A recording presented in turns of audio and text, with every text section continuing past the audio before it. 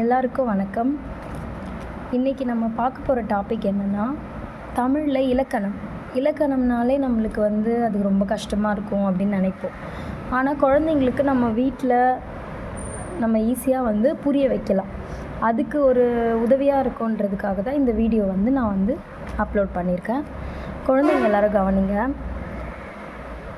இலக்கணம் பொறுத்த வரைக்கும் முதல்ல சொற்கள் எத்தனை வகைப்படும், அதாவது சொல் எத்தனை வகைப்படும் அப்படின்றது இருக்குது. சொல் அப்படின்றது நம்மளுடைய வார்த்தை உச்சரிப்பு தான், வேறு எதுவுமே இல்லை. அதில் ரொம்ப யோசிக்கிறதுக்கு ஒன்றும் இல்லை. சொற்கள் அப்படின்னாலே அது 4 வகைப்படும். எத்தனை வகைப்படும்? 4 வகைப்படும். ஸோ அந்த 4 வகைகள் என்னென்னா, முதல் சொல் பெயர் சொல். பெயர்னா தெரியும்ல, ஒரு பொருளோட பெயராக இருக்கலாம், ஒரு விலங்கோட பெயராக இருக்கலாம், ஒரு மனிதரோட பெயராக இருக்கலாம், அது எதை வேணால் இருக்கலாம். ஆனால் அது ஒரு பெயரை மட்டும் குறிக்கிற சொல் பெயர் சொல். 2வது வினைச்சொல்.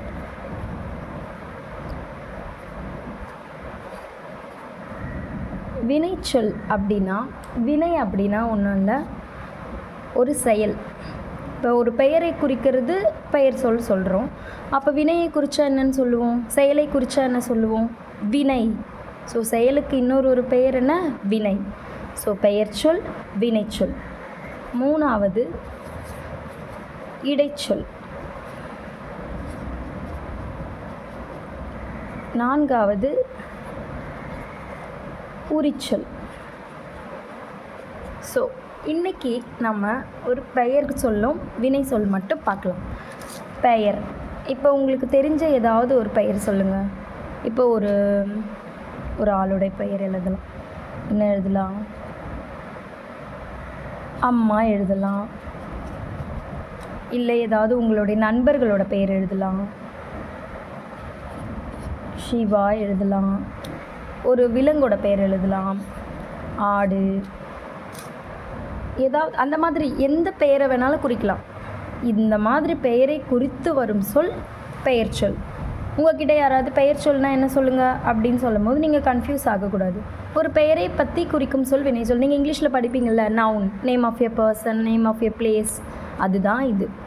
ஸோ நெக்ஸ்ட் வினை. வினை மீன்ஸ் உங்களுக்கு வேர்ப் பார்க்குறீங்கள்ல, வேர்ப்னா என்னது? Action word. ஸோ இந்த வினை சொல்லுக்கு அதே அர்த்தம் தான். இது 3 முடிஞ்சிருச்சா? வினைக்கு என்ன? ஆடுகிறான். இப்போ ஆடு மேய்கிறது.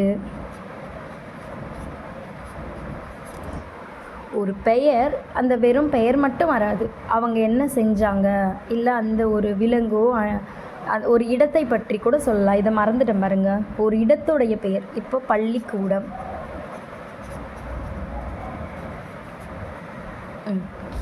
இப்போது இந்த பெயரை குறித்து அதை சார்ந்து ஒரு வினை இருக்கும், ஒரு செயல் இருக்கும், அதாவது ஆக்ஷன் வேர்டு இருக்கும்.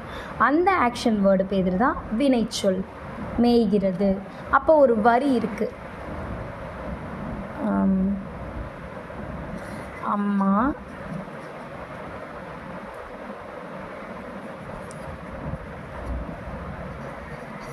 தூங்கினார். ஸோ அம்மா அப்படின்னு என்ன? பெயர் சொல். தூங்கினார்னா என்ன? வினைச்சொல். ஸோ அம்மா அப்படிங்கிறது பெயர், தூங்கினார் ஒரு செயலை செய்கிறாங்க, அது வினை. புரிஞ்சுதா? அவ்வளோதான். இது ரொம்ப பெரிய காம்ப்ளிகேட்டான விஷயம் கிடையாது. ஸோ பெயர்ச்சொல் வினைச்சொல்லுக்கான டிஃப்ரென்ஷியேஷன் உங்களுக்கு புரிஞ்சிடுச்சுன்னு நினைக்கிறேன். எல்லாருக்கும் ரொம்ப நன்றி. நாளைக்கு இடைச்சொல் பார்க்கலாம். ஓகே, வணக்கம், நன்றி.